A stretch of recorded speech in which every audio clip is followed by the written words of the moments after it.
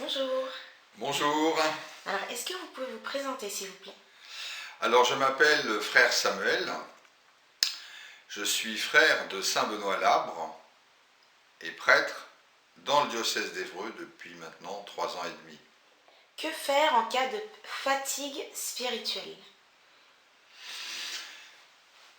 La fatigue spirituelle, c'est comme la fatigue physique, c'est quand on éprouve de la lassitude, par exemple quand on ne peut plus prier, quand tout nous semble compliqué, que tout nous est un effort.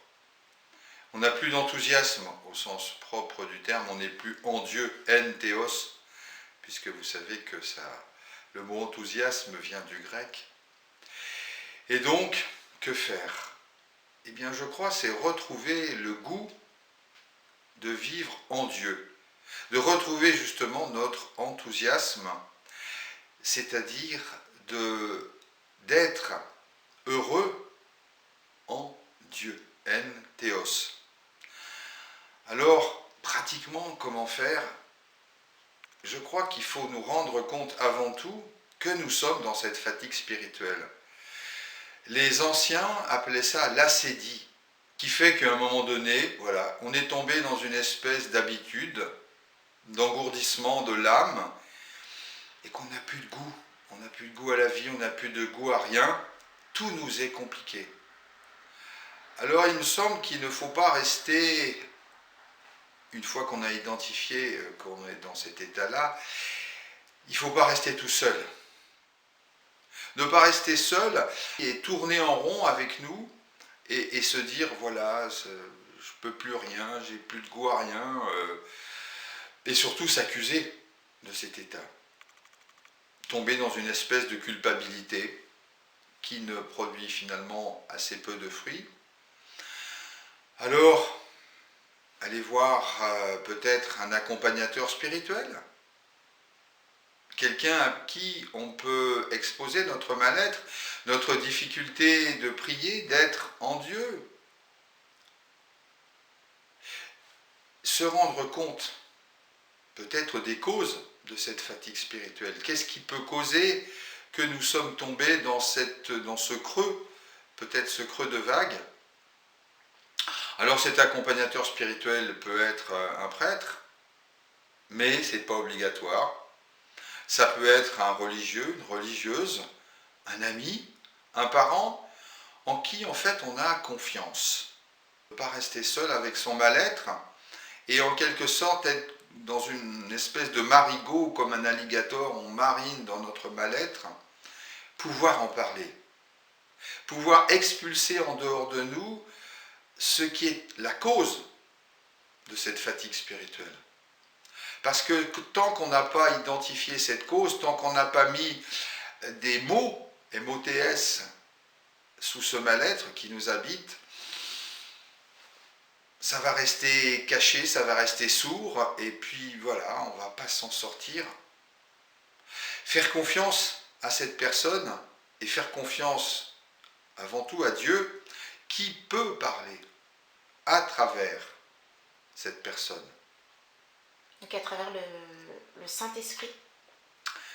L'Esprit Saint est Dieu, donc effectivement, l'Esprit Saint peut parler dans une personne et montrer l'origine de cette fatigue, pour peu aussi que nous-mêmes, nous soyons réceptifs à ce que veut nous dire l'Esprit.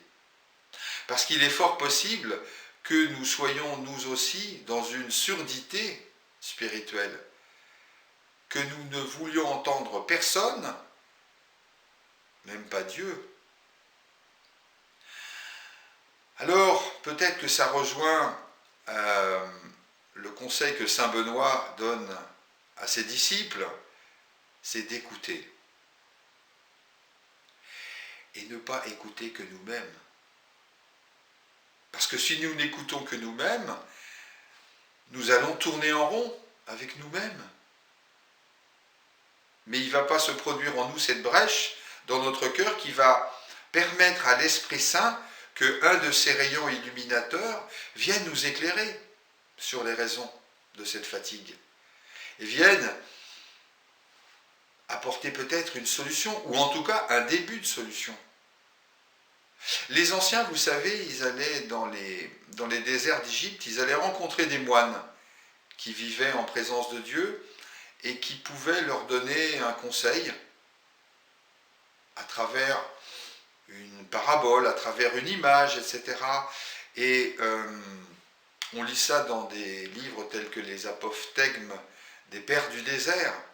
Et ce que j'ai retenu, c'est pouvoir aller voir quelqu'un de confiance pour retrouver la confiance en Dieu. Ce Dieu qui nous aime, qui veut pour nous notre bonheur, et ne pas nous laisser nous enfermer nous-mêmes dans un mal-être.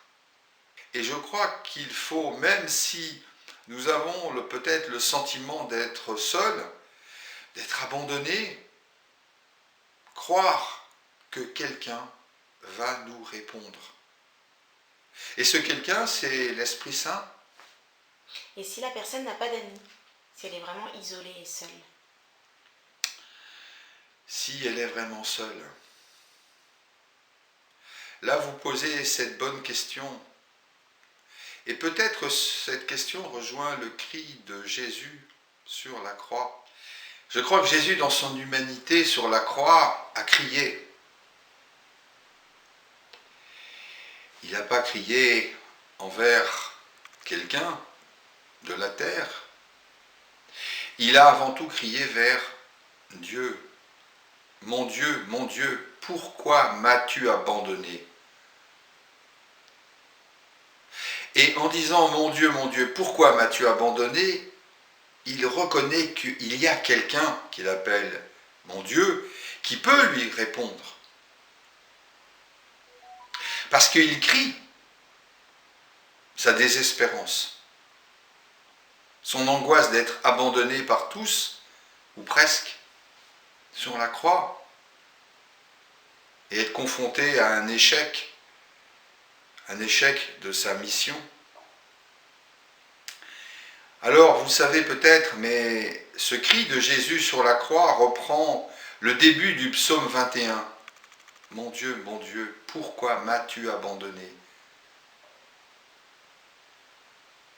D'avoir quelqu'un à qui on peut crier, qu'on appelle Dieu, et que même si on ne l'a pas rencontré, crier au moins, mais Dieu, si tu existes, réponds-moi! Crier son mal-être, si on peut encore le faire. Et ce même psaume 21, à peu près à mi-psaume, il y a ce verset inattendu.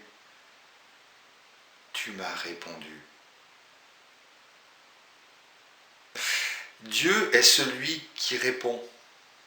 Peut-être pas de la façon que l'on attend, mais d'une façon absolument inimaginable, incroyable, et qui va nous attester qu'il est là, qu'il nous aime et qu'il nous veut du bien. Ça m'est arrivé dans mon existence, non pas de crier avec les mots de Jésus, parce que à cette époque de mon existence, je ne croyais pas, justement, en quelqu'un qui pouvait me répondre, mais j'ai éprouvé une fois dans ma vie cette réponse. Et je ne l'ai jamais oubliée. Elle a été, pour reprendre une expression connue, comme un petit caillou blanc sur mon chemin. Et ce souvenir est très précis dans ma mémoire et s'est inscrit pour toujours et a changé le cours de ma vie, a donné du sens à ces années d'errance, à ces années d'incompréhension personnelle que j'éprouvais sur le sens ou pas de ma vie. J'imaginais à l'époque que la mort sonnait comme l'entrée dans un néant, et donc, par conséquence, que si on essaie, si on vivait et que si on mourait pour rien, quel non-sens que cette chose-là. Comment l'homme pouvait-il vivre avec cette perspective de mourir un jour et qu'il entre, comme je l'imaginais, dans un néant? Alors je peux comprendre les personnes qui viennent quelquefois me voir et voilà, qui se posent des questions. Et je crois qu'in fine, ce n'est pas moi qui réponds. Même si ma bouche prononce des paroles audibles, c'est l'Esprit Saint qui, en moi, vient comme les consoler et leur apporter ou leur montrer une petite lumière d'espérance dans leur nuit de ténèbres. Et ce petit rayon de lumière dans le noir. Les ténèbres ne l'ont pas arrêté. C'est le début de l'évangile selon saint Jean. Les ténèbres ne l'ont pas arrêté. Même nos ténèbres à nous ne peuvent pas arrêter cet Esprit Saint illuminateur qui vient nous révéler qui nous sommes et qui vient nous redonner son énergie vitale pour une vie en plénitude. C'est vrai qu'il y a beaucoup de saints qui ont traversé aussi ces fatigues spirituelles, qui ont des hauts et des bas. Ça arrive dans la vie d'un chrétien.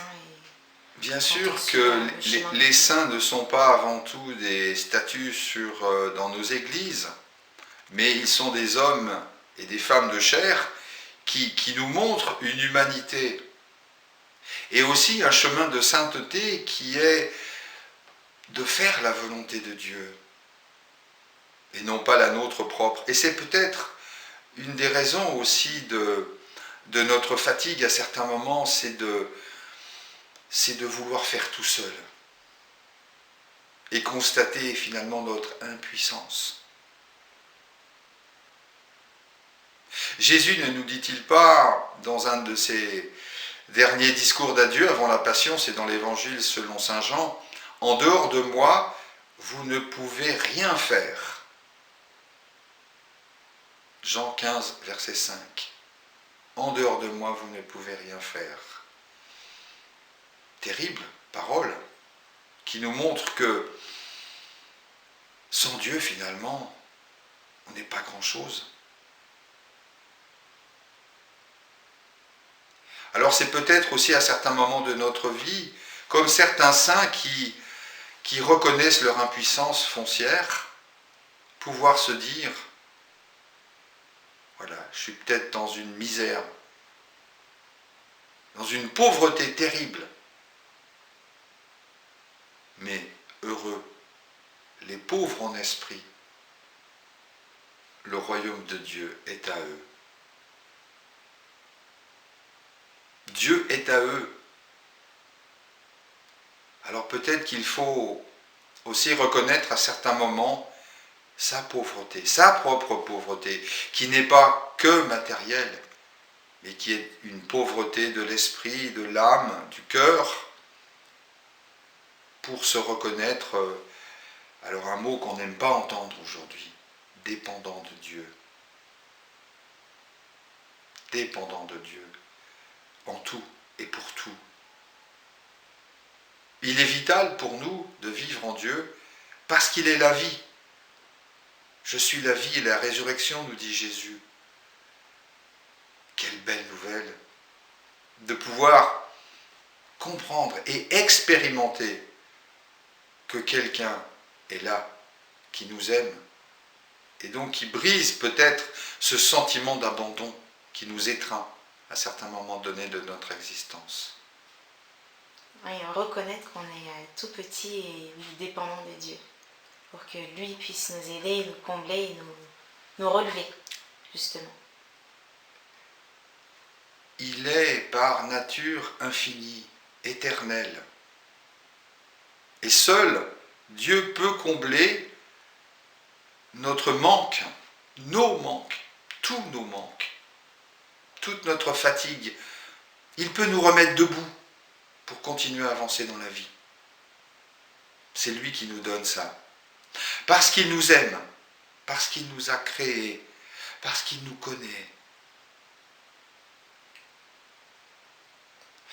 Alors ces paroles, j'en ai bien conscience, doivent être expérimentées par chacun et par chacune.